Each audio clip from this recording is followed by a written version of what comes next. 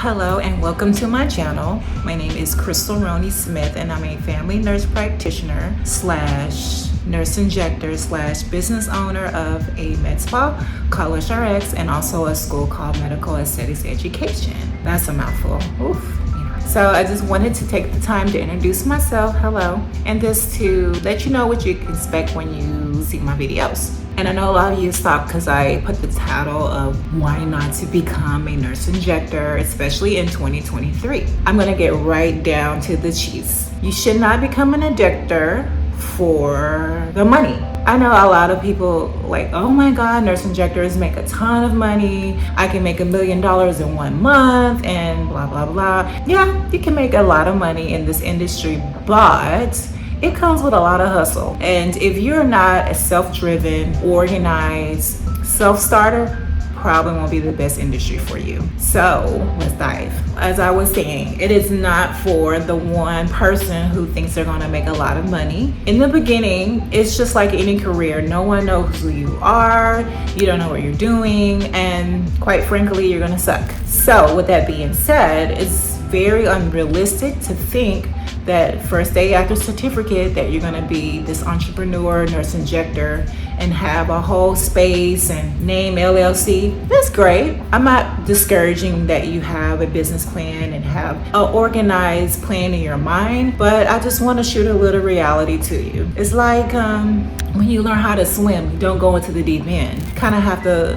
make your way around to the shallow end and kind of go into there. Unless you're me, I did jump in the deep end before I was ready, and I'm probably still not a great swimmer.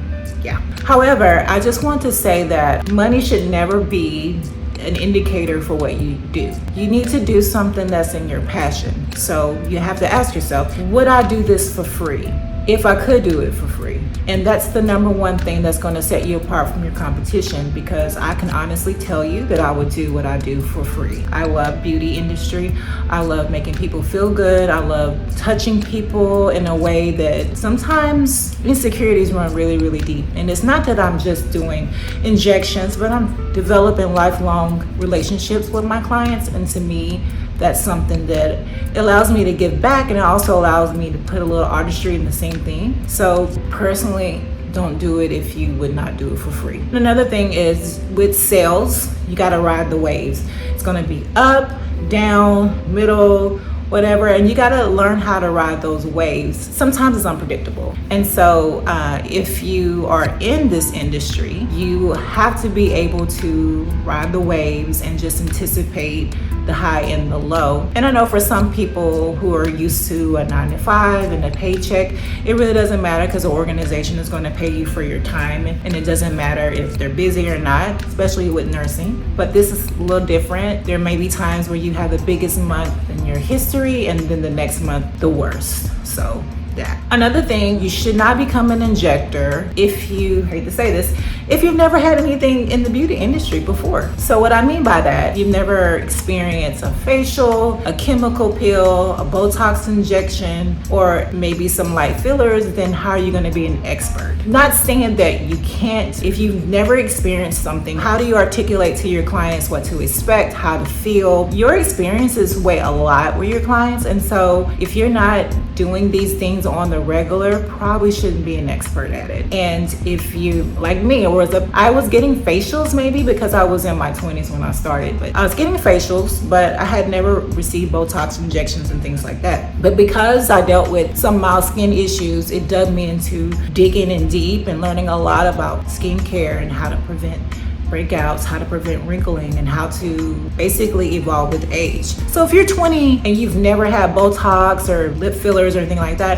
I'm not really talking to you in general. I'm talking to maybe so for my 30 and 40 midway plus people who are trying to get into the industry and have never received any beauty treatments. Not saying that you can't do it, but I'm just saying it's just gonna be more difficult, and it's better to experience even maybe a microneedling before you try to dig into being a specialist. Just saying. Probably another reason you should not do it is so many people think that aesthetics is flexible. And yes, it is flexible, but no one talks about the amount of time you put into the non-injectable work.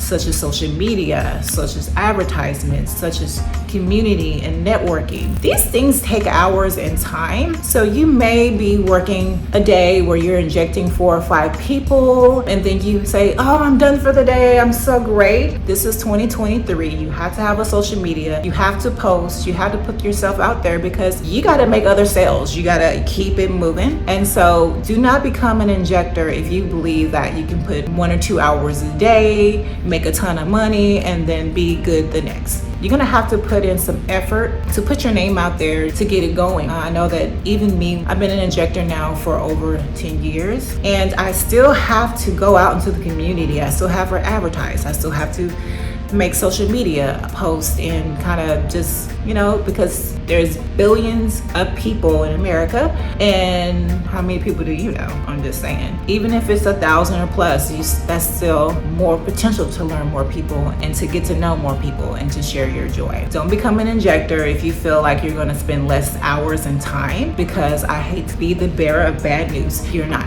Even if you're working for a med spa with a pretty good name, you want to still give yourself a boost and get to know other injectors, get to know like the latest trends in education, continuing education, and just, be a part of your community. It's not what you know, it's who you know. That's what they say, and I really do believe that to be true. So don't become an injector if you think it's super flexible.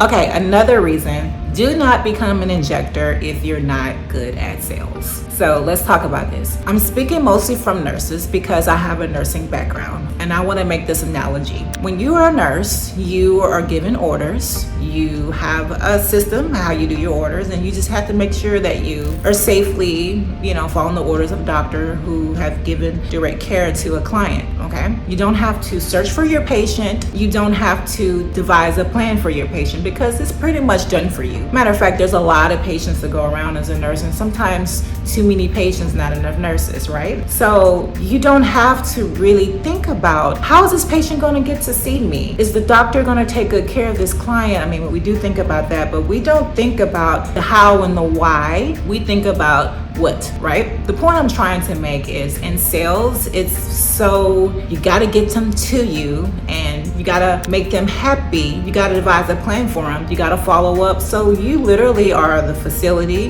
the doctor, and the nurse, the concierge person, the psychologist, maybe even the hairstylist, but you are a lot of apples all in one. You have to be good at driving in sales, and guess what? You probably got 5-10 minutes to seal the deal. So when you see a client, you have to greet them. You have to dig right into the reason why they're seeing you, and then you have to devise a plan to make them happy, and then you have to follow up with them. So sales takes a certain gut in you. You got to be confident in what you're doing. You got to be knowledgeable in what you're doing. And so you could potentially leave a lot of money on the table if you're not really good at sales. And worse, you could probably mess up and not communicate enough and give client unrealistic expectations, or undereducate about care they should be doing at home to supplement. And then you could really give yourself maybe a bad review or a bad outcome that undesirable for you. And so sales, you got to be really good at that, and you got to be an honest salesperson, meaning that when you see a client, you can't have them come in and think, oh, I'm going to give them a lot of fillers and Botox, and I'm going to make all this money, because you very well may make that high ticket. But then a client might be unhappy and think, I spent tens of thousands of dollars with you and I'm unhappy and I want my money back. Then you're gonna feel really, really some type of way about all the work you put in that one effort with that client. So you just need to dig deep to find out your sales way, make sure you're honest, and then really drive that in. And that's something that's very difficult for most nurses, is because we weren't taught sales, marketing, and all this stuff in nursing school. So it's not second nature to most. So that's something, even if you talk to a neighbor and say, hey, I just want to practice sales with you. I think you're beautiful, but your forehead is a little wrinkly. What skincare products are you using? Maybe you should ditch that Dove soap and move into something more hydrating. So there's a lot of lingo that you have to do to make a sales, not offend your client, and then be confident as an injector. So don't do this if you're not good at sales. So I won't keep this video really long, but I just wanted to make my presence known. I haven't did a face-to-face video in a while, and I definitely want to do more because I'm here to encourage any new injectors or potential injectors that are thinking about becoming an injector. We got to make this community strong. I feel there's a lot of, I don't want to tell my secrets because I'm a competitor and we're competitors or things like that.